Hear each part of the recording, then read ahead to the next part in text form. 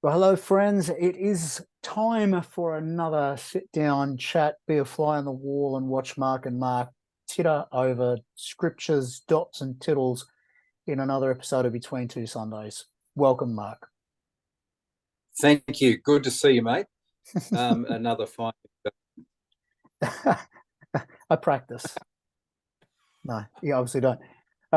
It's Between Two Sundays, of course, the show where we comment, discuss, chat, and chew on the readings from the Revised Common Lectionary, both as we've lived out of them from the Sunday that's just gone and how we're living into them in the Sunday that is coming up. Of course, last week was Trinity Sunday, which means we had a very interesting discussion about Yes. what is and isn't about God. I think it was a really good discussion because, in a nutshell, I think the focus wasn't so much on the whole, I think a number of times we talked about the ice, water, steam, the apple pie, the clovers, and all that other stuff, but more about the nature of God being some sort of community, really rubbing off on who we are. And to be honest with you, it was really that general thought and commentary, which obviously I think about quite a lot. Community is really close to my heart. But to be reminded and to think about it more about, are we living in community? Where are we living in community? How are we living in community? What are the different communities in which I find myself? And am I living interconnected with the people and even the other parts of creation? Am I living interconnected with nature and so on, and the earth? I think there's a little bit of importance for me now that's sort of picking up in that area too. But for me, that was really what I carried out, that interconnectedness that we have, that immingling, as I talked about last week, that we have with God and God has with us and we have with each other. It just magnified that for another moment of intense conversation and thinking within myself. So there you go. That's basically what I walked out with. Wasn't anything in particular, but very general on board. Yeah, nice. I found myself thinking around both our 2 Corinthians and Matthew 28 passages last week, around, to what degree are these early pointers to the doctrine of the Trinity? And if so, what are they saying? And you emphasized last time in the Matthew 28 passage, baptizing. You talked about baptizing. What if this isn't water baptism, but what if this is actually immersing ourselves in Father, Son, and Spirit? What if this is an element of what's actually being pointed to by the use of this, what has come to be known as a Trinitarian formula, but perhaps isn't a formula at this stage, as Matthew writes. Perhaps is more just, a way of him expressing the reality of everything Jesus taught. He clearly hasn't named a Trinity or anything like that. But the same with the 2 Corinthians passage. The grace of the Lord Jesus Christ, the love of God, the communion of the Holy Spirit. These are actually descriptors of these players. And of course, it's very hard to get away from community once you've started with terms like grace, love, and communion. So I wonder if there's space to kind of take a step back from the doctrine itself and all the talk that's gone over that for over millennia now, and I wonder if this is a bit of an invitation to get back to how it's originally used, and are there ways to look at it quite differently to this? We're explaining God, and actually find ourselves with conclusions like, I can be immersed in God on every level, and God is essentially asking us to be part of a community. What if they're the basics that these formulas, or when they bring the language of Father, Son, and Spirit together, what if this is what's trying to be communicated, rather than all the tangents we seem to have found ourselves taking over the years? Absolutely. Awesome. Nothing is complex this week in our readings as we enter into the ordinary season. He says before they go into the discussion. We'll see where it rolls today. This week's readings coming up for this coming Sunday are Genesis 12, verses 1 to 9, Psalm 33, verses 1 to 12, Romans 4, verses 13 to 25, and then Matthew 9, verse 9 to 13, and 18 to 26. All of those references are in the show notes if you're watching on YouTube, just below, or you'll find them in the episode explanation if you are listening via podcast. And if they're links, they might just work. And if you can't find them there, go to lectionary.library.vanderbilt.edu, and you will find the Revised Common Lectionary there, along with arts and prayers and hymns and all sorts of different versions of the readings and PDFs and printouts and stuff that is really useful in preparing yourself to either hear or even preach, if that's what you do, the readings for this week. Mate, are we just going to cruise through from Genesis and move forward? Happy to do that.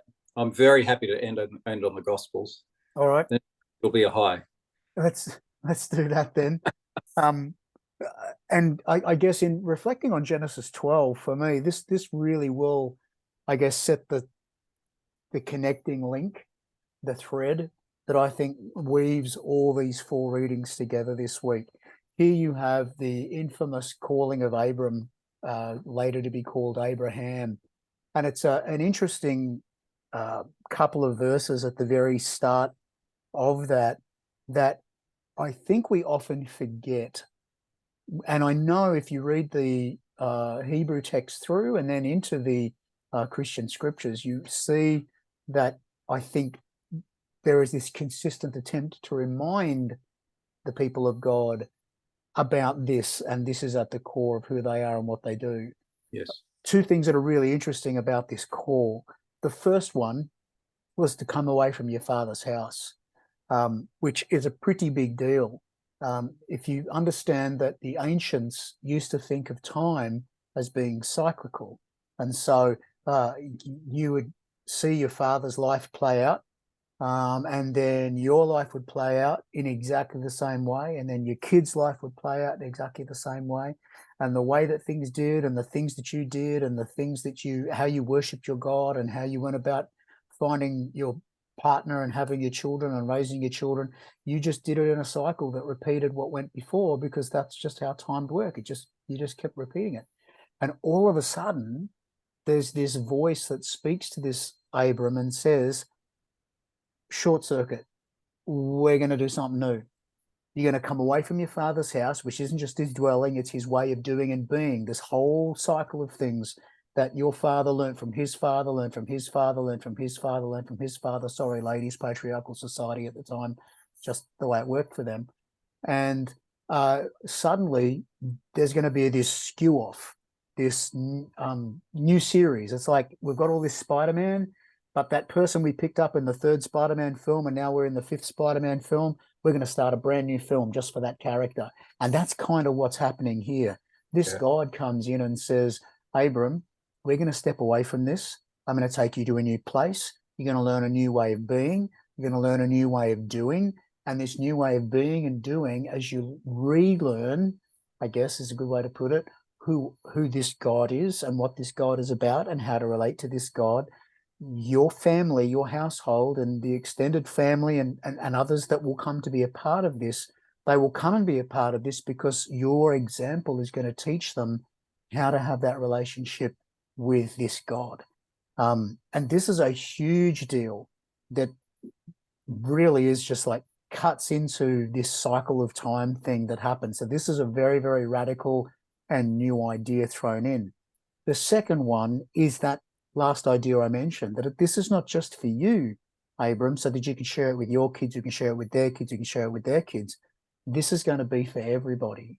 This is reteaching the world how to relate to this God, because everything seems to have gone in this really weird direction of, not knowing what this God's going to do and when this God's going to show up and all this other stuff and all these rituals and things. It's a lot more simple than that. I want to have a relationship with humanity.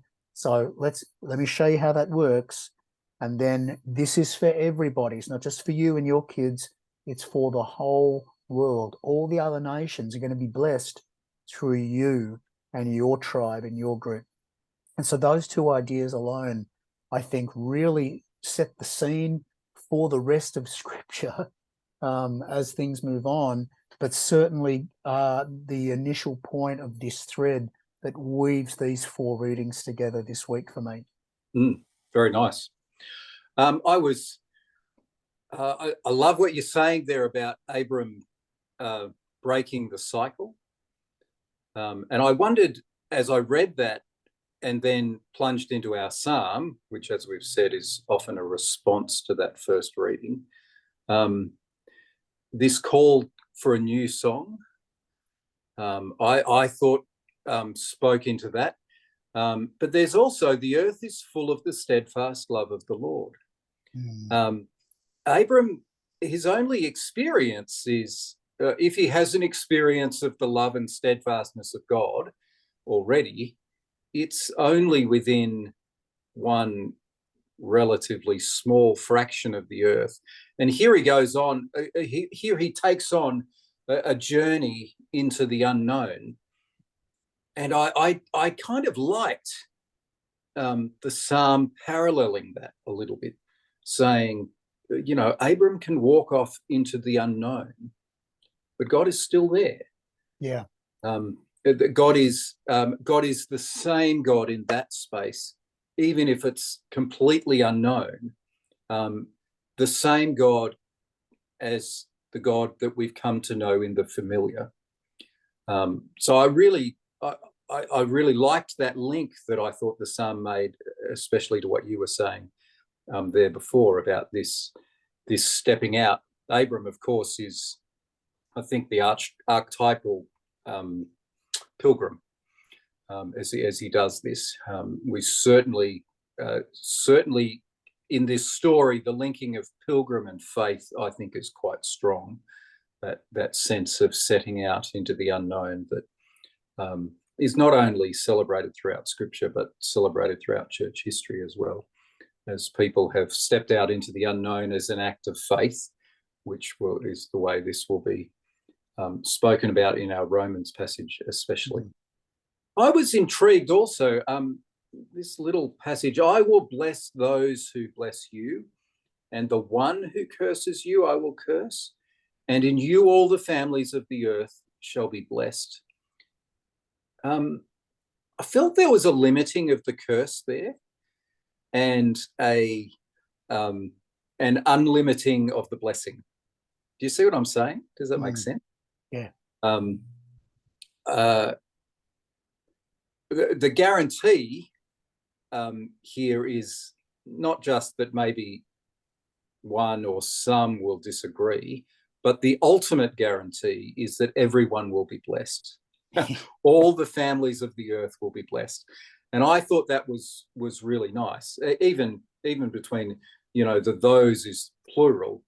I will bless those who bless you, and the one, singular, who curses you I will curse, seemed quite restrictive. Seemed like there was a difference in the way, the tense that these two statements are being made. And I thought that was kind of helpful. I like that. You would have some people out there who would say, but hey, look at this. I will curse those who curse you. Yeah. And then you go, right, but just read past the semicolon. Just read past the semicolon. Yes. Because everyone's still going to be blessed. That's right. That's right. Ultimately. All the families of maybe that doesn't mean every individual only experiences blessing, but I think ultimately everyone does. So maybe there is some reality to this curse, which sounds a bit more aggressive and directed by God, I think, than it actually is. Perhaps this is consequence for attacking Abram or attacking the one who is off on the pilgrimage, who is out there stepping out in faith. Perhaps it's consequence as much as anything else. But the ultimate outcome here looks a whole lot like everyone gets blessed. Yeah. And I think that's worth sitting with, pondering.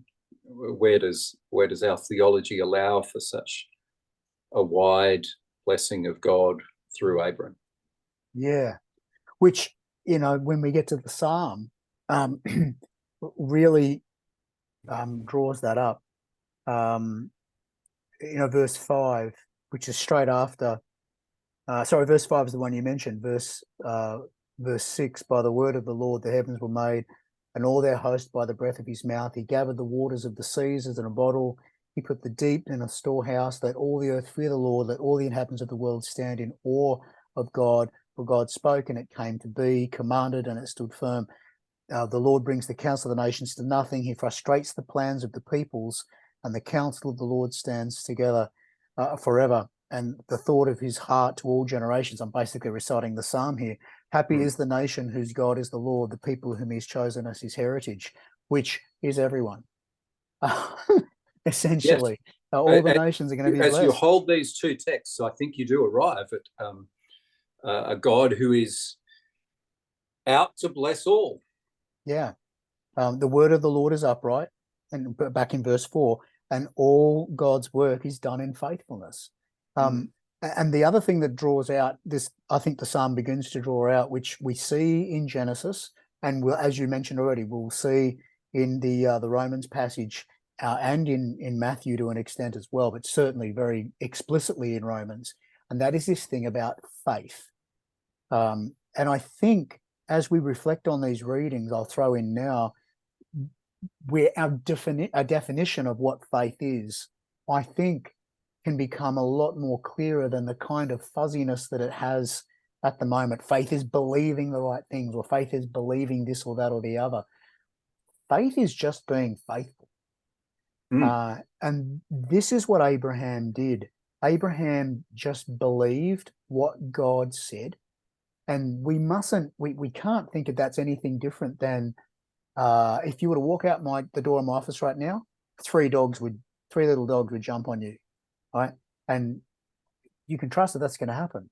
Now, for you to believe in that, isn't sort of that we often put to belief in God, or to belief in the things of God. We have this, you've got to squeeze tight and believe and faith and sweat, and it's just going, oh, okay, Mark's got three dogs. Yeah, okay, I believe that.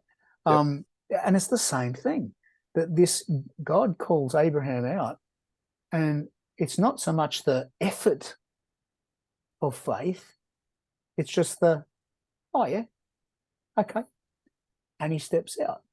That's all faith is. It's just believing that when you step out, God's going to have the path for your feet right there.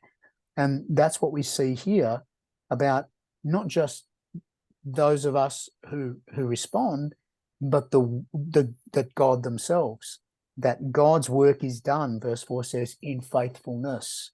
So there's this reciprocal being there for one another, and this essence of just trusting in this, this symbiotic almost relationship where God creates a path because God has this flow and way of doing and being in the world, which ultimately we discover is love.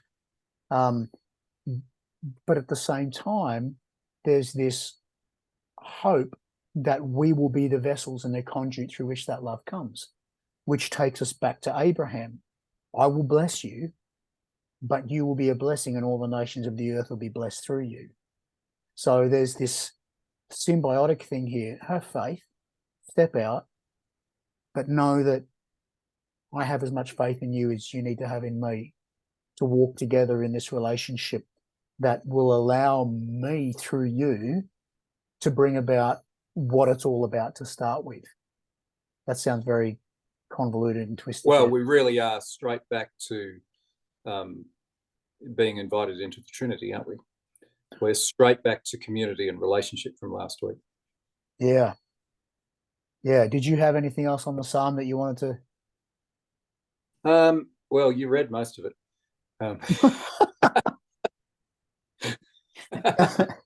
No, look, I just thought it's a good one. I think this is a psalm worth reading just for its worldwide perspective. So I think it links in very, very nicely. In fact, it's bigger than that because we go back to the dawn of creation here. So it's a cosmic perspective. It's bigger than just all the nations. It's all the universe, depending on whether what you think is out there in the universe. Maybe they're included in the nations as well. But this is a very, very big perspective. And I think Psalm 33 alongside Genesis 12 is a reminder to us that the plans of God revealed in the Bible are always were always for the Gentiles.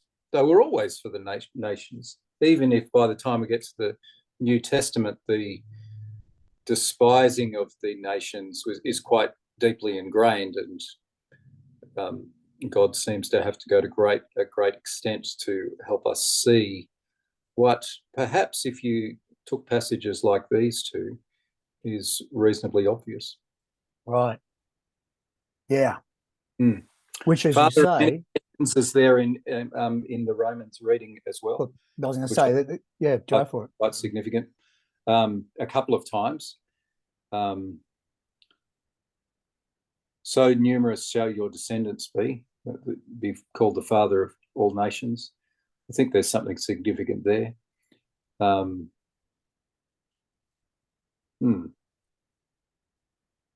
Yeah.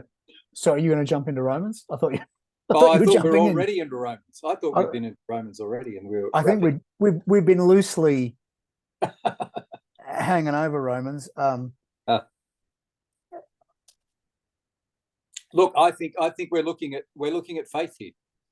We're looking at a call to faith, yes, and beautifully. And I know this is emphasized elsewhere, but it's also inherently in here. Abraham is a father of the faith that exists before the law, or perhaps putting it better, exists outside the law. He is celebrated before the law, and here, when Christ has come and one has superseded the law, we still see him as a hero. And it's not that Abraham's the guy; it's more that Abraham had faith. Abraham was this guy of trust in what God said. Yeah. Not that he understood everything, and I think this is a great danger with faith, that we start to parallel faith and knowledge. So if I can explain God, or even if I can explain the gospel, that's the equivalent of setting out from to go to an unknown destination. Abraham demonstrates his faith by what he does, and he operates on what he knows rather than what he doesn't. So he's not saying, but I don't know everything about your plans, which the text makes crystal clear. He doesn't know where he's going. So he's stepping out in trust. He's responding to the faithful God with faithfulness. And so you end up with this relationship, and this extraordinary relationship. But for the Gentile world living after the revelation of Jesus, this is really important. This Abraham guy is really, really significant because he really does exist beyond the law. His story is told outside of it. Yes. And I think that's pretty significant as Paul unpacks this Romans argument, that we are a people living in freedom. Yeah. Which for me takes a little step further, almost, or actually it does, implying that more universal view that we were talking about just a moment ago. If you have a look at verse 15, for the law brings about wrath, but where there is no law, neither there is violation, right? But then verse 16, for this reason, it depends on faith, in order that the promise may rest on grace and be guaranteed to all of his descendants. Now, not only to the adherents of the law, all right, but everyone else as well. So this is where it gets really interesting for me, because we often think about my faith has saved me, right? Yes. I don't see that in scripture. I see faith has saved us. And it's not that the faith itself has saved us. It's that when you realize and trust what God has put in place is real, you realize that salvation is already bought for us. And so this faith, for this reason, it depends on faith. Why does it depend on faith? Because I can sit there and go, oh no, me and everybody else, we got to work hard. Or, oh no, I've got it, but everybody else needs to work hard.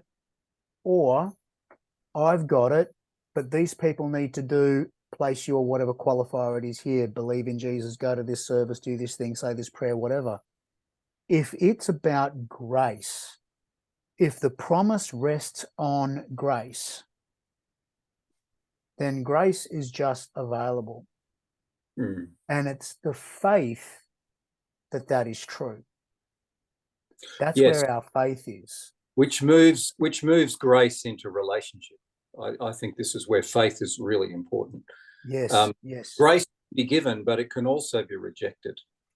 I can give grace to my daughter, but she can say, I'm not interested. Yeah. But it is at this point of trust, which, is a synonym for faith, that trust begins to build this grace into a relationship. There's something special there, I think. And I guess that's really interesting too. That's a great analogy. Let's say it's an inheritance. You leave an inheritance to your kids. Sure. And two of them decide, I'll take that. And one of them decides, I'm not taking that. Well, by law, not going into law and grace, but by law, it's still hers or his. Yeah. Yes. That child, that inheritance is still available. Yeah. Just that they've rejected it. Yes. Hasn't been taken away. Yep. Hasn't been split up and put somewhere else. It's just there.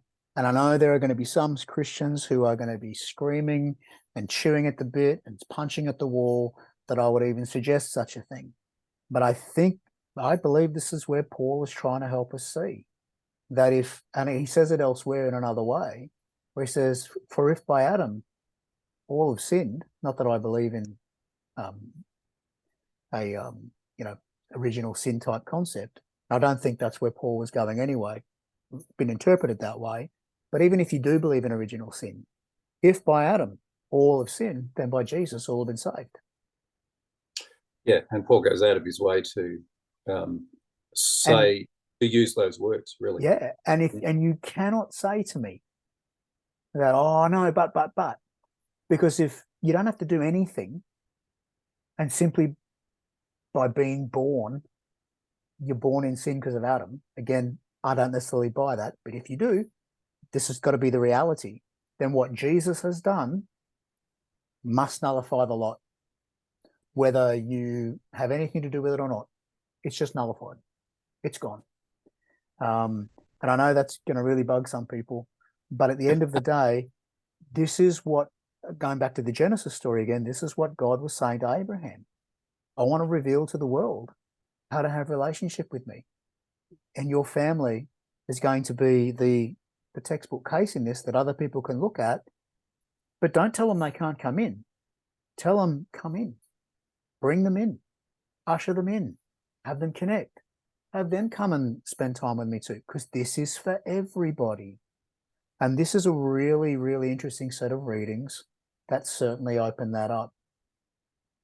Mark, there's a flip side to what you were saying before about I have faith, and that causes me to judge that others don't.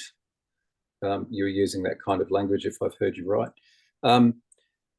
There's a flip side, and I've seen this experience for people in the many funerals that I've led over the years, not because people in my church have died, but because people have died and asked for me or someone with my qualifications to come and run the service. And I found myself talking about faith, and on the occasion choosing to articulate the space of, if faith is something we just have, how come you have it and I don't feel like I do? And I've found people in a funeral kind of space often sitting there, often sitting in that space. Well, I don't know that I can really manufacture what I see in you up front as you represent God or represent the church in this space. And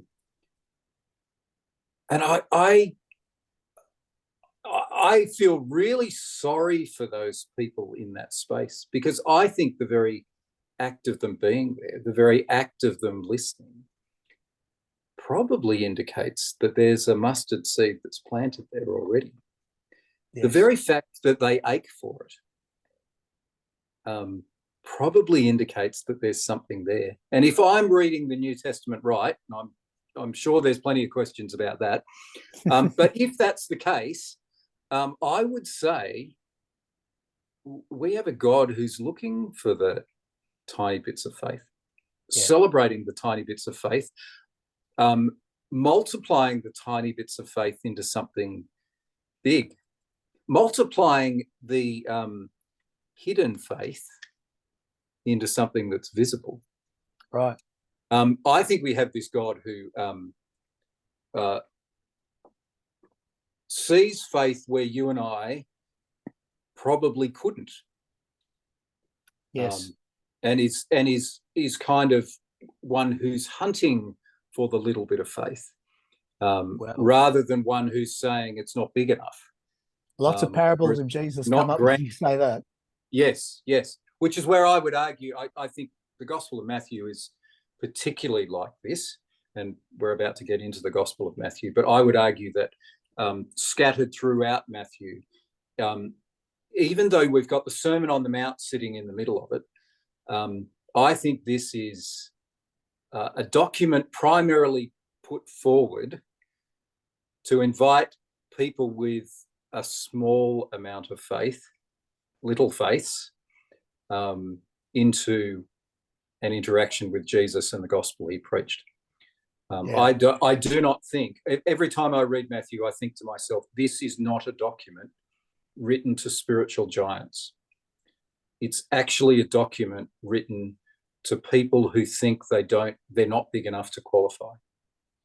Yes, I would say it's very, very true. And like we've got the people one of Jesus was hanging out with. Yeah. This reading in Matthew 9, it's interesting. I wrote a reflection for my Monk in Docs post just the other day, and it's, as we record this is the one that's going up tomorrow morning, and I had written it the other day, got to the readings and went, good.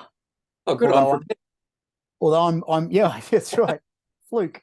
Although I took my reference from Luke 5, where the same thing happens. But the question that the Pharisees ask of Jesus to the disciples, but Jesus overhears, is, why does your teacher eat with tax collectors and sinners? In Luke's gospel, it's asked directly of Jesus. And Jesus' response, though, in both is the same.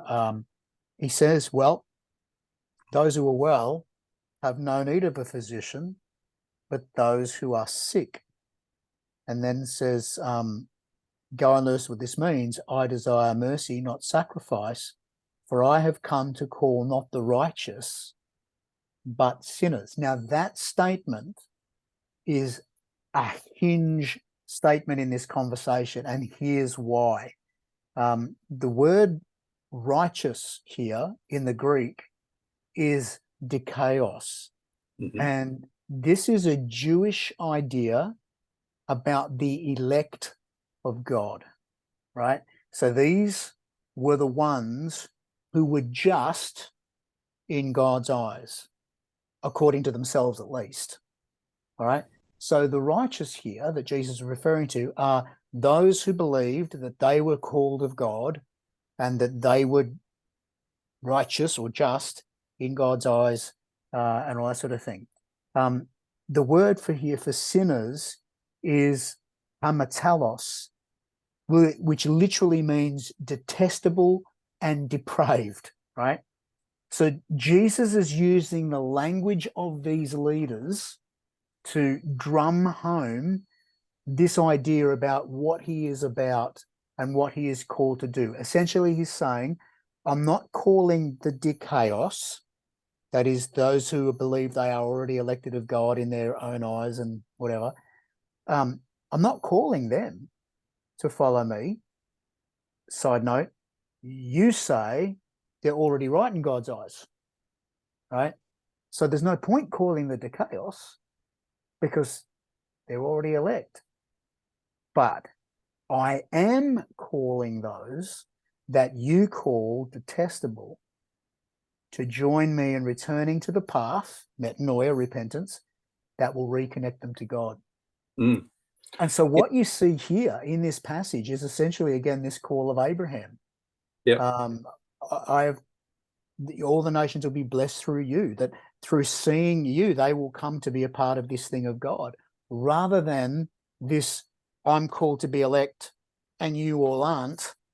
Jesus came to say to those who were on the fringes, the detestable and, the depraved, no. You're called to be a part of this too. You're called to come in. You're called to be reconnected to God. And how does Jesus do this? Well, in this passage, he's eating and he's drinking. Mm. And I love that, because what's happening here is Jesus is literally connecting his life and the day-to-day activities of his life with everybody else. It's real, everyday community activity that brings joy and peace and belonging and hope. And you wonder why Jesus said to drink wine and eat bread and remember who he was and what he was about. This is why Jesus said to drink wine and eat bread, because Jesus was about the real stuff of life. Just like Abraham was called to go out and live this relationship with his family so that others would come and be a part of it with them. This is literally Jesus mirroring that call of Abraham and showing us how we can live it. And it doesn't take us to put a soapbox on the corner or hold a special service or pitch a tent in the middle of a field. Not that those things are bad or wrong, or I just don't think Jesus would see those as being the best way. I think he would see the best way as being sharing a meal with the bloke across the street, making sure the people next door are okay because we saw an ambulance out the front yesterday. And by the way, these are real examples from my life. And letting somebody else know that if their family member who is, dealing with cancer in the household needs some meals, we're ready to take them up and cook them. That's what it's about. And that's what we see Jesus doing here by eating and drinking with these detestable people, because he wants them to know that they are called and elect as well. In the New Living Translation, that detestable, or the sinners, is translated scum, which is, and I had to look it up then, because I knew that was the case in the Gospel of Mark's telling of this story, but I didn't know it was also the case in the Gospel of Matthew's story, but it is. Right. Which is really interesting, because the term scum is doing exactly what you were suggesting the original language needed to do, and that is using the perspective of the righteous to name Levi, Matthew, and his companions. So I think scum, you've upped the NLT in my mind there as a better translation than perhaps I thought was before.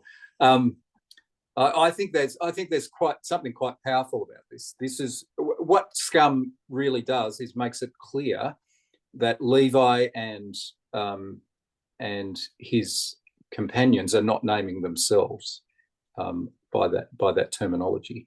That is the terminology of the perspective of those who think they are righteous. Yes. That's the only perspective from which you can name someone else scum, is if you think you're a bit better.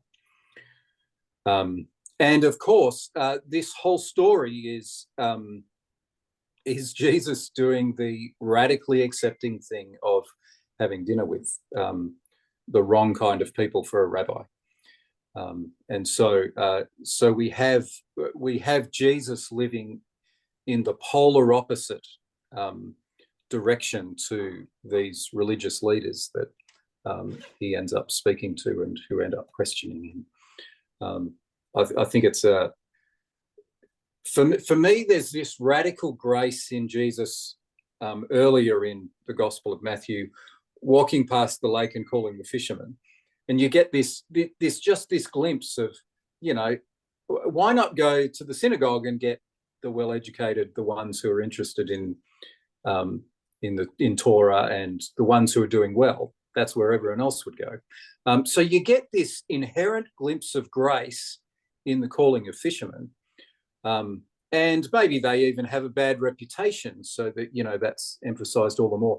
I tell you what, by the time you get to this next calling, and it's a tax collector who's surrounded himself with people named scum, this is really emphasizing that Jesus is consistently asking the wrong kind of people for a rabbi to come and follow him, even though that follow him is the rabbinical kind of call. So Jesus is using it, the gospel is defining Jesus as this very, very different kind of rabbi. And we see here a distance between him and those other leaders as they question him here. Yeah. What I love about this, though, is that we move straight on to a guy who's not named in this text, that is Jairus, whose daughter has died. But even though he's not named here, we are told his occupation. That's right. And it kind of really smoothly moves into Jesus finding faith in a leader of the synagogue. Right. And I think this begins to balance things up. You can find people very quickly saying, "Oh yeah, I've done a billion things wrong. Jesus is on my side, and I can therefore, stand against the religious leaders of the world." Well, maybe if you sat with this and indeed sit with the difference between this synagogue ruler and this woman who's been bleeding for 12 years, who is cast out of society as a result of the religious rules or a harsh reading of the religious rules, I think you begin to have this story that sees faith in these very, very different people.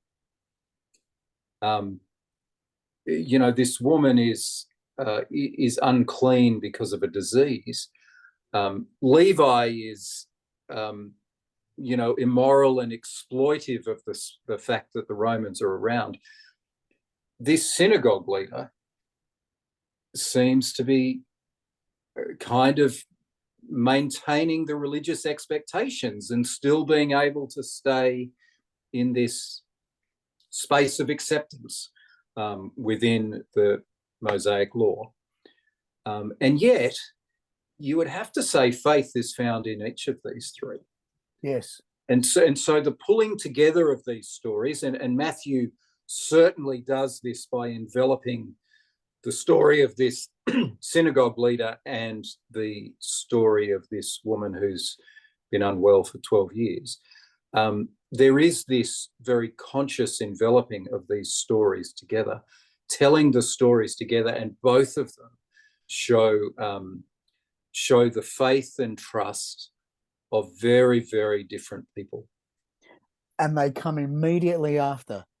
Yes. Jesus has talked about this elect and this scum, Yes. and how yes. he sees Yes. that those people are just. So he's not Yes.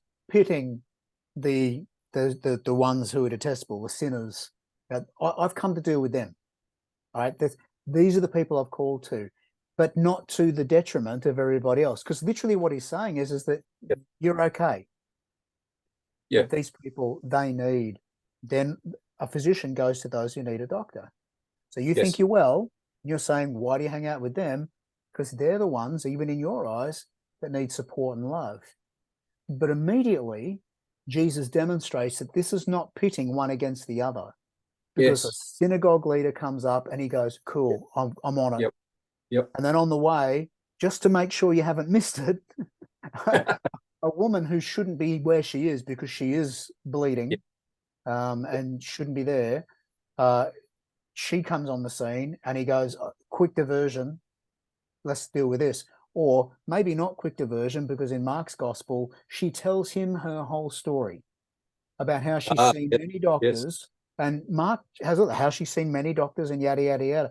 And I mean, if you've ever spoken to an older person about their medical condition, and I love older people, work with them many days, they will tell you everything. You'll be there for an hour hearing about this doctor and this pill and that pill and this operation and that operation that they've been through in their whole journey. This is not a quick conversation with this woman when he stops to help her.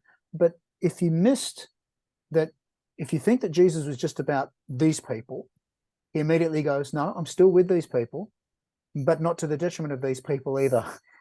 It's this continual movement that Matthew's showing, that Jesus is there for everyone and that he's going to show love equally to everyone, and that in doing so, he draws them all together into that family community where they can all, whether they're synagogue rulers or women with an issue of blood, everybody can encounter this God, because you will be blessed and all the nations of the earth will be blessed through you as well.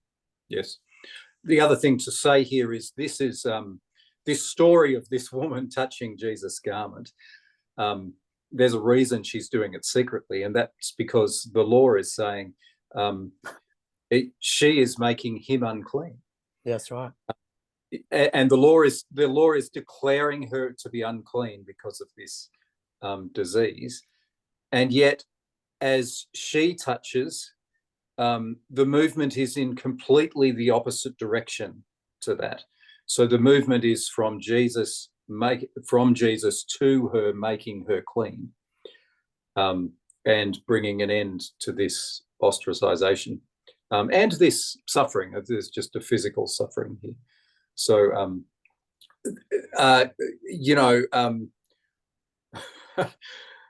reckon it probably was pretty confronting for Jesus to stop for her, because she's going to have to confess, I'm sorry, I just made you unclean.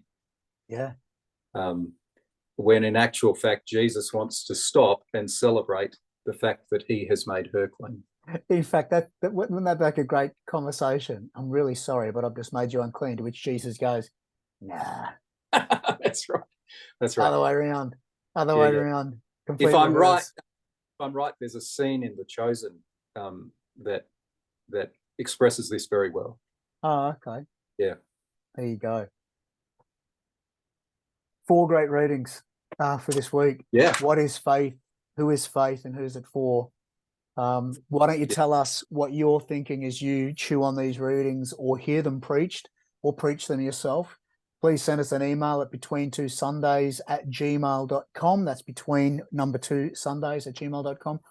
Or you can jump onto Mark's website at barefootfollower.life, or jump onto monkindocs.podia.com, or jump on my Instagram at monkindocs.